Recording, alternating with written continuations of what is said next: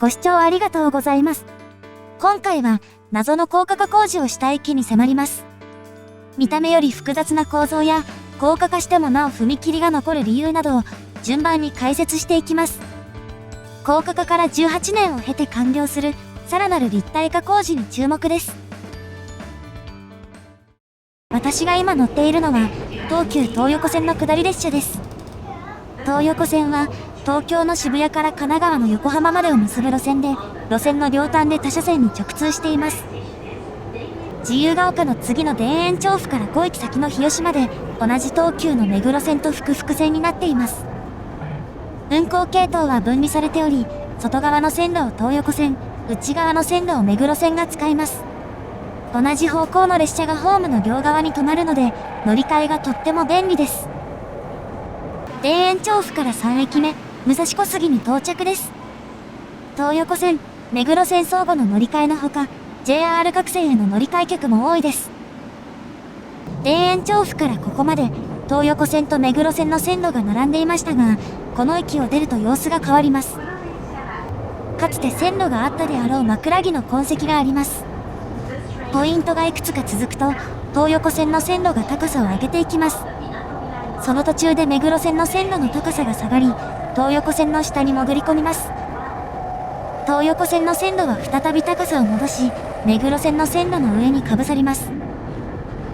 東横線の線路が一旦高さを上げたのは、素早く目黒線の上に収めて土地を節約するためのようです。この2層構造は、次の元住吉駅の手前で終わります。東横線の線路が再び外側に広がり、目黒線の線路が同じ階層に戻ってきます。ここでは東横線の線路の高さは変わりません。S 字カーブが一つだけだった武蔵小杉駅と異なり、こちらでは線路が複雑にカーブしています。東横線と目黒線の2層構造は確かに土地を節約できますが、目黒線の線路は地上を走ることになるので、立体化という点では不十分です。そしてこの各駅停車は対比線に入り、次の元住吉に到着です。元住吉は、複々線区間にある各駅の中で、東横線の追い越しなどができる唯一の駅です。列車を降ります。この駅の改札につながる通路は、ホームの後ろ寄り、イコール上り寄りだけにあります。ホームの両側に線路がある場合、ホームの真ん中の幅が一番広くなるものですが、この駅は上り寄りの幅が広く、下り寄りほど狭いです。この駅は、東横線、目黒線ともに各駅停車だけが止まり、日中は半分程度の列車しか止まらないです。ホームの前よりほど人気は減っていきます。さらに、屋根は途中でなくなり、下り寄りの2両半ほどは屋根なしです。ただし、床面には支柱を立てるためと思われる覆いがあります。待合室の窓にはこんなものが。屋根を延長するための工事でしょうか。なお、東横線は最長10両ですが、各駅停車はすべて8両。目黒線は6両か8両です。そのためこの駅のホームは8両分しかありません。一方、東横線側のホームには、プラス2両分のホームが。ここにはホームドアはなく、元からあるホームより簡素です。これは、2013年3月、東京メトロ副都心線との直通に合わせて10両編成の運行が始まったのがきっかけです。それまで8両編成だった東横線では、設備的な制約のため、すべての駅を10両対応にすることができませんでした。そのため各駅停車以外を10両編成にしたものの、それでは非常時に停車できる駅が限られるため、速達種別が止まらない駅にも、非常用として2両分のホームを増設したのです。これは、東横線で各駅停車のみが止まる多くの駅で見られる状況です。一方、駅自体はそれほど変わったところはないように見えます。この駅の特徴は、ホームからは見えない場所にあります。この音が聞こえるでしょうか。これは、車両のブレーキを緩めるときに出る音です。周りに車両がないのにこの音が聞こえる理由、それは、この下の階層にあります。この駅の周りには、東急電鉄の車庫があります。もともと地上にあった元住吉駅を高架にするにあたり、広大な車庫を高架にするには時間もコストもかかるため、それらは地上に残されました。武蔵小杉を出た後、目黒線の線路が一旦地上に降りていたのは、この線路が車庫との出入りの線路を兼ねているからです。今の目黒線の系統が完成したのは、2008年6月。かつての目黒線は、目黒から蒲田までを結ぶ、目蒲線という路線でした。1両あたり18メートルの中型車両、4両編成で運行される路線で、割と近くを走る池上線とは兄弟のような路線でした。ところが、混雑が激しくなっていた東横線のバイパスに位置づけられたことで、この路線は大きく変わります。2000年8月、玉川駅で路線が分割されました。都心寄りの区間と、新たに整備された武蔵小杉までが目黒線、残りが玉川線に分けられました。目黒線は同年9月から、地下鉄南北線と三田線への直通運転を開始し、都心直結路線に変身。既存区間の施設は大改造され、18メートル車の4両編成、全長72メートルから20メートル車の6両編成、全長120メートルに伸ばされました。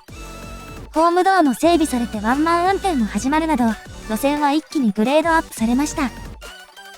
一方、玉川線となった区間はそこまでの近代化はされず、今でも18メートル車での運行です。目蒲線の奥沢車庫は目黒線向けに転用され、玉川線は池上線の雪ヶ谷大塚の車庫と共用になりました。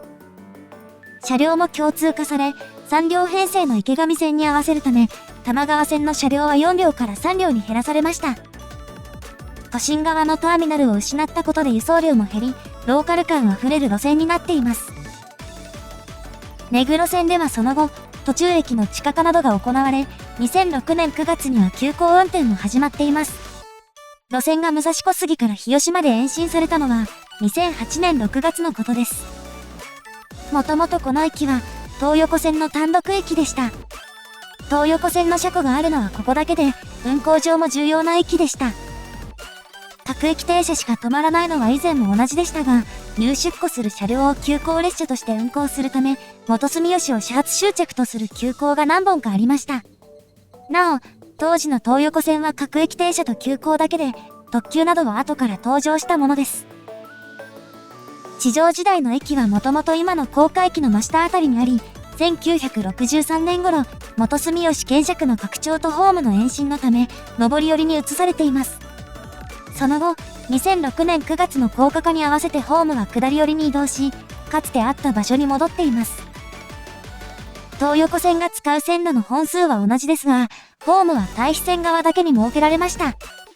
線路の配置の都合上、車庫との出入りは隣の武蔵小杉経由になり、元住吉を始発終着とする急行が廃止されたこと、当時すでに目黒線の延伸が予定されていたことが理由です。考慮すべき要素が多かったため、優先度の低い部分は諦められたというわけです。また、東横線の上り線では、前後の線形の関係上、対比線が直線で、通過線がポイントでカーブしています。通過する列車が速度を下げなくて済むようポイント自体が斜めに傾いており、通過列車は斜めに滑るように走り、速度を落とさず通過します。各駅停車は車体が傾いたまま通過するので、乗っていると不思議な気分になります。速達列車のためにきつく傾いた場所から、線路の傾きが緩くなったのに気づいたでしょうか。限られた土地に設備を収め、運行上の利便性も確保するやり方です。そして目黒線の線路は、入出庫線が分かれる手前で踏切を通ります。入出庫線が左右に分かれた後、目黒線の本線は高さを上げていきます。ちょうどこの辺りが、高架化される前のホームがあった場所です。東横線を高架線に移した後、目黒線を高架駅につなげるため、ホームがあって幅の広かった場所を入出庫線の分岐と目黒線の取り付け部分に転用したというわけです。余談ですが、東横線の各駅停車は廃線の都合上、駅に止まるときに結構速度を落とすのに対し、目黒線の各駅停車はそれほどでもありません。武蔵小杉で、東横線と目黒線の発車時刻が近いときは、どちらが先に元住吉に着くかを見極めるのがコツです。ここから、そうした事情を反映した駅施設や、その周りを見ていきましょう。駅舎へ向かいます。ホームが2階、駅舎は3階です。高架駅の駅舎は地上に作るのが普通ですが、ホームの下には検釈や入出庫線があり、そうすることができませんでした。屋根には光を通す膜状の素材が使われ、照明が少なくても明るいです。線路に面したところはガラス壁で、列車を間近に見られます。また、ホームとコンコースの屋根には、当時国内の鉄道の駅で最大級だった太陽光発電システムがあります。出力最大の時に、駅で使用する電力のおよそ 14% を賄えるといいます。改札はこの1カ所だけです。目黒線が開業するまで、この駅は東横線の各駅停車しか止まらない駅で、最も利用者の多い駅でした。目黒線の開業により、乗降客は経路に応じて両線に振り分けられ、数字は減りましたが、駅の賑わいは健在です。改札を出たところにはこんなものが。これは憩いの場として用意されているとともに、高さを生かしたビュースポットで、一面のガラス越しに行き交う列車を眺められます。近くのお店で買ったワッフルと飲み物を手に、ゆっくりくつろげます。ベンチは子供が座ることも考慮しているのか、高さが低くて不思議な感じです。なお、ここには屋根がなく、日差しがダイレクトに当たります。駅の開業以来、引退した車両がある一方で新型車両もあり、直通路線も増えたため、見ていて飽きないです。そしてこの画面の右下で、踏切の遮断機が上がったのにお気づきでしょうか。そう、目黒線から見えた踏切の他に、踏切がもう一つあります。エスカレーターで地上に降ります。この西口には、上下方向のエスカレーターと階段、エレベーターがあります。2階分を一度に降りるため、結構スリルがあります。高架線の下の線路も、もちろん詳しくご紹介します。西口の様子がこちら。この道路の左右には商店街が続いており、賑わいが絶えることがないです。また、ホームの位置が何回か変わったものの、出入り口が接する道路は基本的に同じだったので、この道路と商店街は発展を重ねています。検釈は地上のままで、それらと結ぶ線路と交差する踏切は残ったままです。乗客を乗せた列車が通ることはなく、日中は回送列車も少ないので、踏切が閉まることは少ないです。3本の線路の間隔は均等ではなく、手前の西寄りに1本、東寄りに2本です。交通量の割には幅がいまいち足りず、歩行者や自転車で結構混んでいます。左寄りの線路がこちら。一番奥で目黒線の本線に合流しています。小刻みなカーブや勾配があり、配線に苦労したのが伺えます。車庫への出入りの線路であるのに加え、オーバーランを防ぐためにきつい速度制限があるため、踏切の遮断時間が長くなりがちです。この線路は、検釈の西寄りと直接つながっています。ここから見る限り、出入りできる線路は結構限られるようですね。東寄りの2線の様子がこちら。駅の真下には検査ピットがあり、直通先の東武鉄道の車両が止まっています。ここへの出入りにも、きつい速度制限があります。一方、この左奥には、高さを上げていく線路があります。これは東横線の下り線につながっています。この線路がないと、下り方面に出る列車は一旦武蔵小杉駅まで行き、そこで折り返す必要があります。ただし武蔵小杉駅には折り返し専用の線路がなく、列車本数の多い本線で折り返すのはダイヤへの影響が大きいことから、直接下り線に出られるよう、あの線路が作られたのです。この線路を生かし、隣の日吉駅を始発とする列車が何本かあります。検釈の周りを見ていきます。駅舎からは直接検釈に行ける職員用の通路があり、屋根付きなので雨風も防げます。